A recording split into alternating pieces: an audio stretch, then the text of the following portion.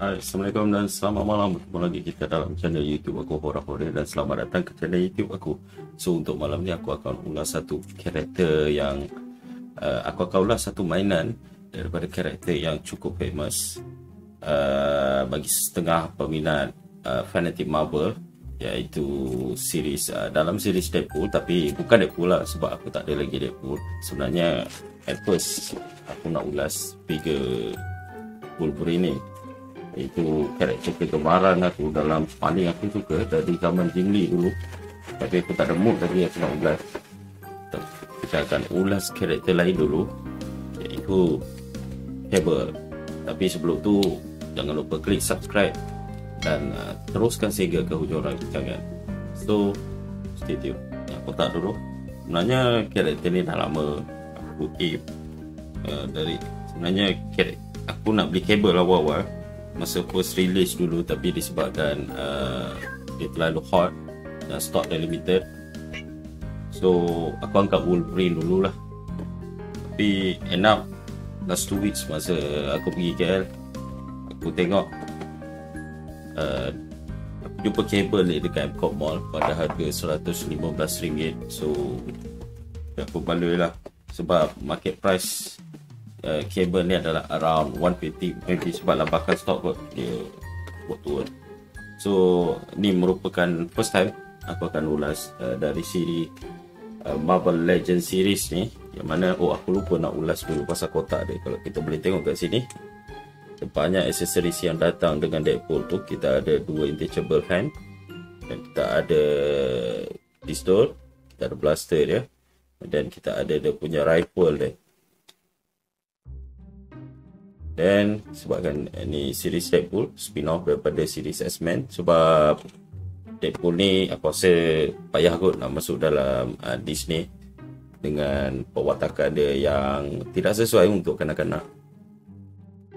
Dia ada tulis Cable kat sini, Hasbro, kat tepi ni dia ada mata dia, yang vision dia tu kat belakang ni sama je macam kotak ni, tak menarik sangat. Dia repeatable, grafik-grafik dia di keliling. Atas ni adalah Deadpool. So kita bawa keluar dulu apa yang ada dalam kotak ni. Cukup simple, sebab aku tengah nak melawan. Kalau bunyi bising kat belakang tu ada pesan apa aja, tak tepi dulu. Backdrop dia ni kita ada lambang X, yang lain tak ada apa. Dan kalau kita boleh lihat kat sini, seperti yang memang obvious kita nampak kat luar tu, kita ada karakter Cable tu sendiri plus dia. Ya, so kita akan buat close up perasan dan kita akan ulas sekali dia punya artikulasi. Baiklah, ini close up ulasan terperinci untuk karakter Cable tu. Sebenarnya karakter Cable ni aku ada perasan masa aku kecil dulu, dia punya mainan, tapi mostly time tu Bishop lah, Bishop yang famous. Lepas hujung-hujung masa aku tengok series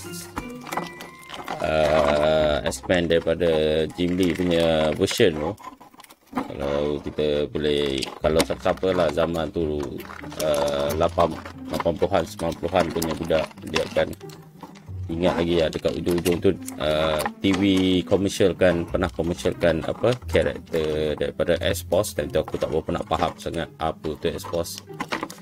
So dia adalah geng baru kepada X-Men, dia buat satu lagi division baru. So karakter terdiri selain daripada geng-geng Professor X lah. So untuk untuk Cable ni, dia punya super power, mutant power dia tu, dia merupakan seorang komando. Tapi kalau baca kat wiki tu, memang mostly ramai akan baca kat wiki tu kan, dia akan dia dikabarkan, sebab aku tak baca komik, aku memang tak minat sangat komik Marvel, so aku just suka tengok kartun dia dulu. Cable ni merupakan anak kandung kepada, kita buang dululah Cape ni, anak kandung kepada Scott Summers. So Scott Summers tu adalah apa Cyclops. So dia punya super power dia ada banyak, tapi yang aku tak tahu dia ada telekinesis, ada teleport, dia pun boleh time traveler, dan yang paling obvious dia punya, aku pun lupa dia punya mata ni kan mata dia sebelah lain kan. Adakah tu power telekinesis dia ke?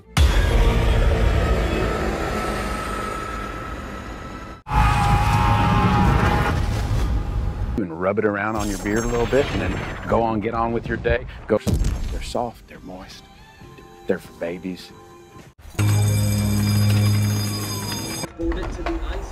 Entering repair mode.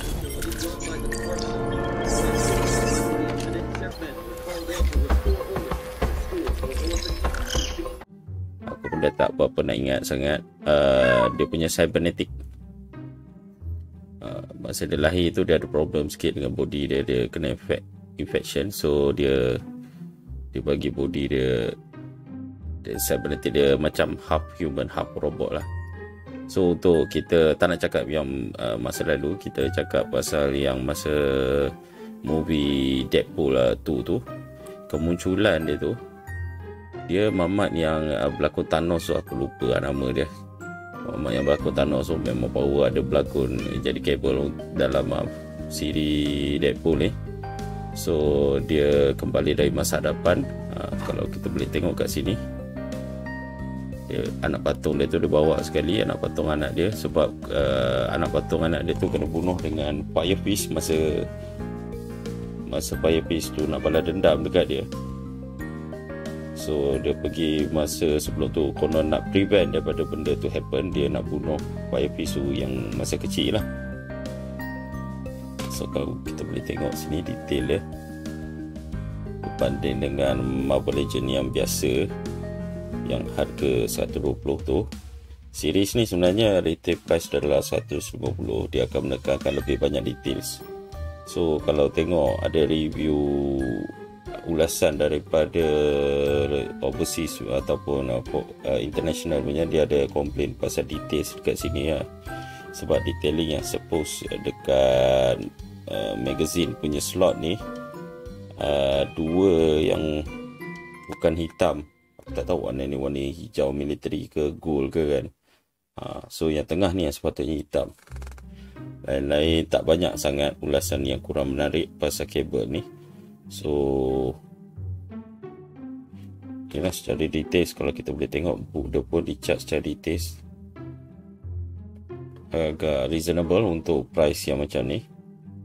Scarf dia pun memang macam berada tu. Time ni pula aku dah lupa nama dia. So kalau kita boleh tengok kat sini teddy bear tu, teddy bear ni kalau dia hitamkan sikit, sebab teddy bear tu aku ingat dalam cerita tu dia burn sikit lah, tapi ini nampak ada teddy bear baru lah. So dari segi figura ni memuaskan. So kita tengok dulu aksesoris dia. Yang pertama, dia ada blaster dia. Sebenarnya blaster ni kita akan letak bawah rifle tu.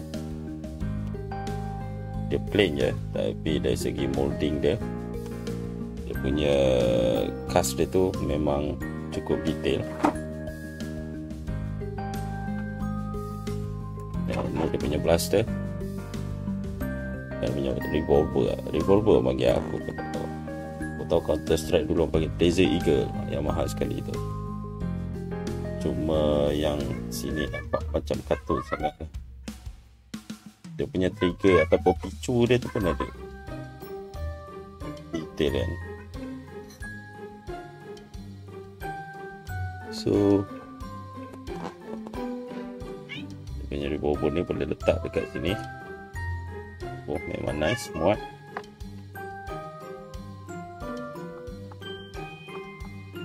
So kita ada satu lagi blaster.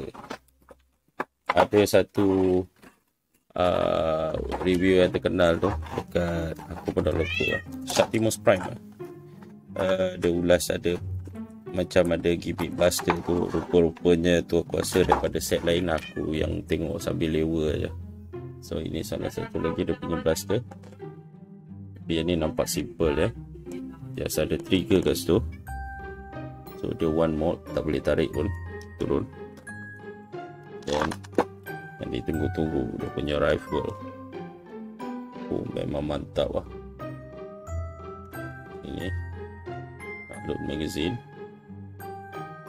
Oh, magazine dekat sini, sorry. Aku tak tahu macam ni pistol ni apa. Dia ada trigger kat atas. Dia ada balut kat belakang ni. So boleh load. Yang ni kita boleh pakai sama ada nak pakai yang ni.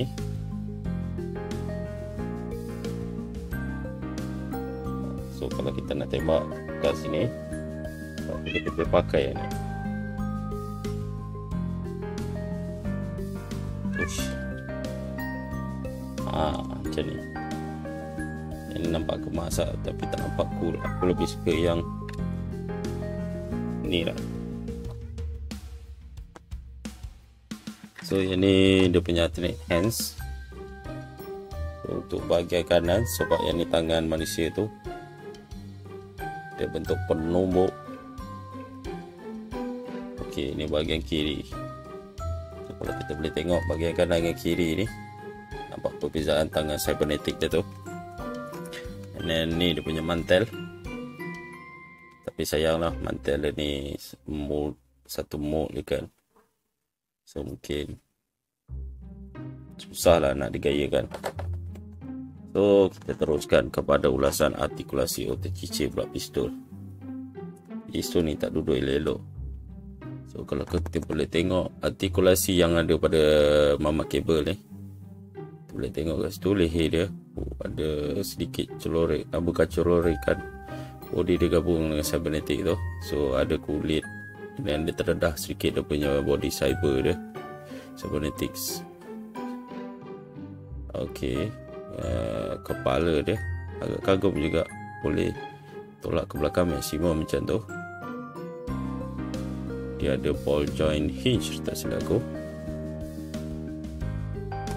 Dan tak silap boleh ke kiri, ke kanan, ke kiri, ke kanan. Oh, menarik, banyak juga. Dan ke depan, kalau sakit tengkuk boleh bawa macam tu.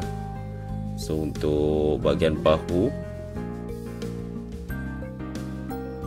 kita ada ball joint. Bukan ball joint, ball joint hinge. Tapi sayang yang ni dia tak ada apa, dia tak ada butterfly. Lagipun sangkut dengan baju Kevlar. Bawah daripada bahu dia tu kita ada swivel. And then dekat siku ni yang menarik, kita ada double joint. So kita tengok sejauh mana dia boleh pergi. Oh, mantap gak, walaupun nampak pelik, tapi at least dia boleh do something. Okey, yang ni dia ada swivel wrist, dia boleh pusing. Swivel hinge, maaf, swivel hinge wrist, dia boleh pusing. Dan dia ada hinge. Cuma aku lebih prefer kalau hinge tu macam dekat sini, supaya dia boleh gerak macam tu kan. Tapi dia hanya boleh gerak macam ni. So kita tengok pula tangan cybernetic dia ni, mungkin ada perbezaan. Malangnya disebabkan design tu dia menghadkan. Dia bukan sangkut kat Kevlar ni, tapi bahu tu sendiri kalau boleh tengok,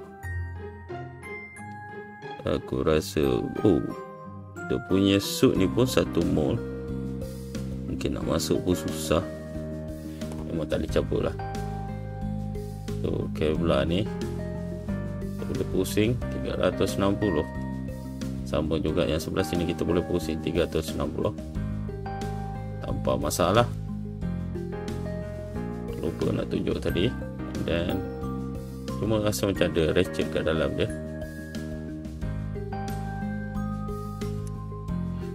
Dan bawah ni kita ada 360 swivel, double joint bagi tangan robotic arm dia. Lepas tu dekat wrist, pergelangan tangan ni juga join yang sama. Mungkin disebabkan kalau jenis yang pakai aksesori seperti blaster, pistol ataupun rifle, aku tengok banyak figure dia suka pakai join yang macam ni.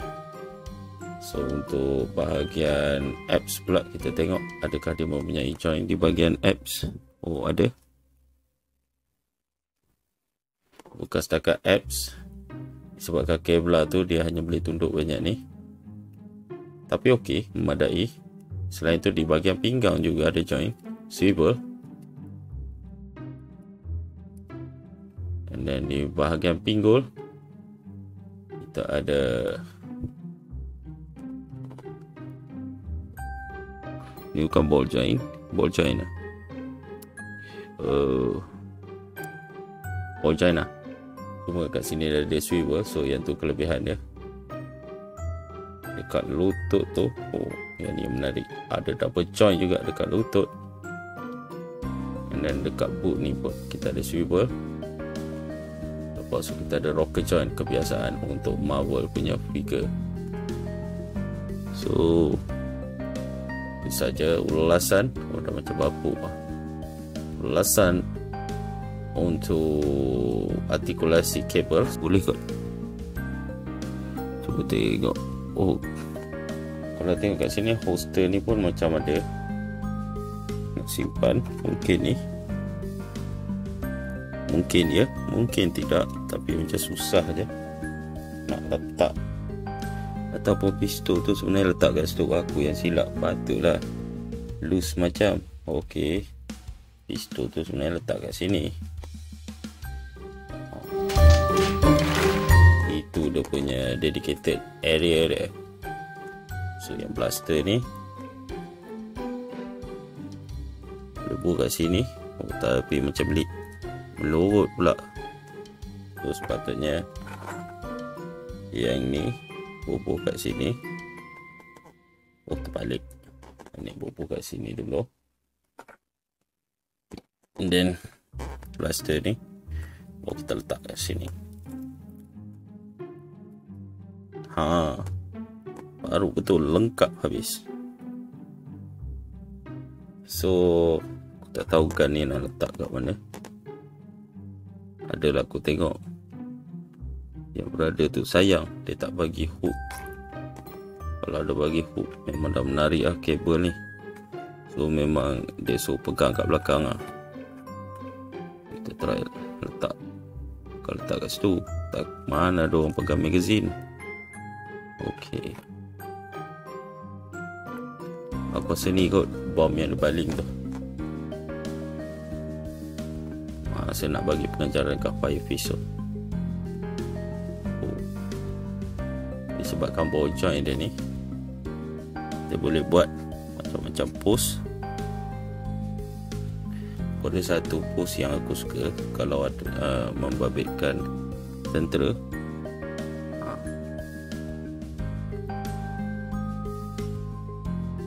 Mainan yang boleh kita pose macam ni. Katanya tangan dia pegang, tapi sebab rifle dia ni panjang sangat, kita terpaksa lah. Mungkin boleh buat yang lebih baik lagi. So kita pakai balik cape dia. Cape dia pun kita tak perlu cabut. Mungkin tu kelebihan dia kot. Ada yang orang dia modifikasi cape dia ni.